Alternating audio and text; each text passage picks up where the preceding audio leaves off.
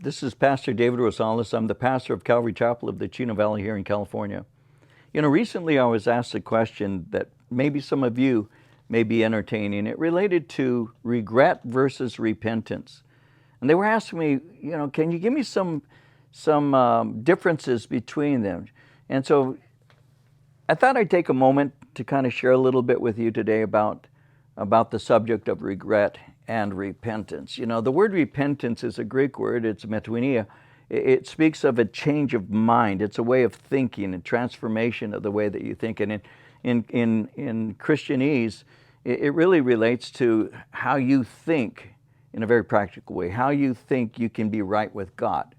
What is it? What are the steps, in other words, that I should go through, or are there steps to have a right standing with my God? And so the Bible tells us, repent. The word repent means to change your mind. So change your mind concerning how you're going to be able to have a right relationship with God. And so repentance is not necessarily something that is manifested just by an emotion. Because there are people who, I feel so bad, and I really repent from my alcohol, or I repent from abusing my wife or stealing or whatever. But their life never changes, because repentance is something that actually goes beyond just an emotional. It is something that is practical. It is demonstrated. Like John the Baptist would say, bring therefore fruit that are suitable for repentance. It speaks of not just a mental attitude, it speaks of a changed behavior based on how you consider what you've done and the things that relate to that. And see, so true repentance isn't just regretting. True repentance is transformation. When you look at regret, all you need to do is find, I think it would be the most obvious example in Scripture is Judas. Judas was one who was with Christ. He was one of the 12. When you read your Bible and you read concerning Judas, he did quite a number of things. I mean, you can see that in the different gospel accounts, for example, that Jesus sent them all out, all 12, and they were to go out and they were to preach and they were to do certain works and do healings and a variety of things, cast out demons. And Judas was one of those who did that. Judas had access to Christ in a way that the multitudes and even the hundreds did not. He was with him, he walked with him, he talked with him, he took journeys with him, he slept in the same areas with him. I mean, this is somebody who had a real relationship in terms of social, at least, with Jesus the Messiah.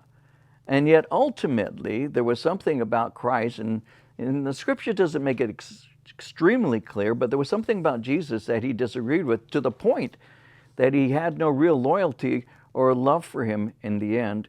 He was somebody that was so trusted by Christ that he was the treasurer. You don't hand money to somebody that is not trusted.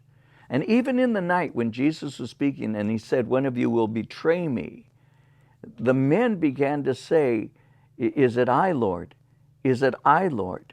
Is it I, Lord?" And yet you see something in Judas when he says, "Is it I?"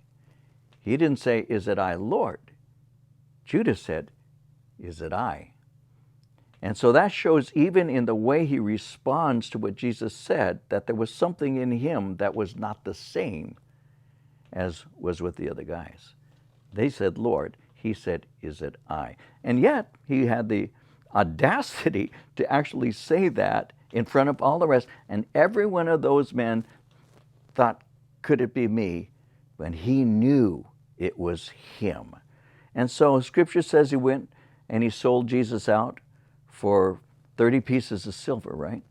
And then ultimately what happens is he comes back and he throws the silver at the feet of those who paid him, and he says this. He says, "I have betrayed an innocent man." He did not say, "I betrayed the Messiah." He said, "I have betrayed an innocent man." That's what he saw Jesus to be. And he went out and he hanged himself. Now, that is regret. Peter was the loud one, right? The Apostle Peter, everybody loves that man because we can identify with him. Impetuous, quick to speak man, quick to act. That was the Apostle Peter. So I regard him highly because this is a man of action. You know, you see him in the Gospel of Luke in chapter 5. Jesus is there at the seashore. He says, cast your boat out and drop your nets and you're going to get a catch. And he says, we've labored all night. You know, fishermen will labor at night. Why? Because the fish will see the net.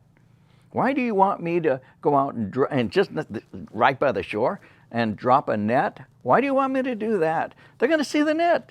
And I'm an accomplished fisherman, and you're a carpenter turned evangelist, please.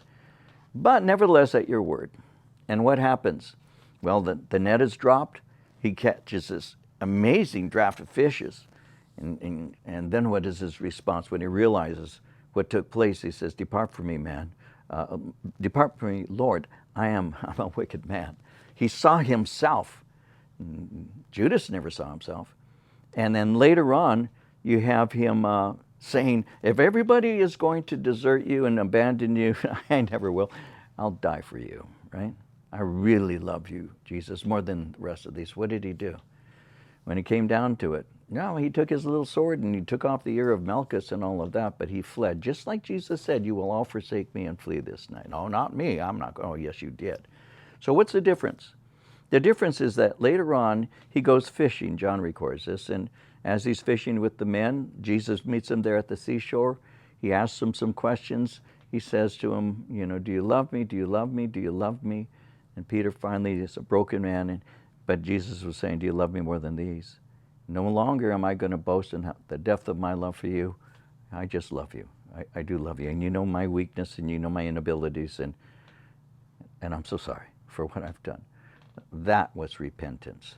So you have two men in Scripture who were part of the apostolic group. You have Judas who said, I betrayed an innocent man. And you have the Apostle Peter who says, I have betrayed my Lord. And Jesus restored the Apostle Peter because Peter had true repentance, because he saw what he had done and he turned from the way he was thinking and he was restored to the Lord Jesus Christ. And so the Scripture tells us, and let me read it to you, it's found in 2 Corinthians chapter 7, verse 10. He said in verses 9 and 10, I rejoice not that you were made sorry, but that your sorrow led to repentance. For you were made sorry in a godly manner, that you might suffer loss from us in nothing. For godly sorrow produces repentance, leading to salvation, not to be regretted, but the sorrow of the world produces death. What did the sorrow of the world produce in Judas? Suicide. What did repentance produce in the Apostle Peter? Further ministry to feed the sheep and care for the lambs. That's the difference between regret and repentance. God bless you.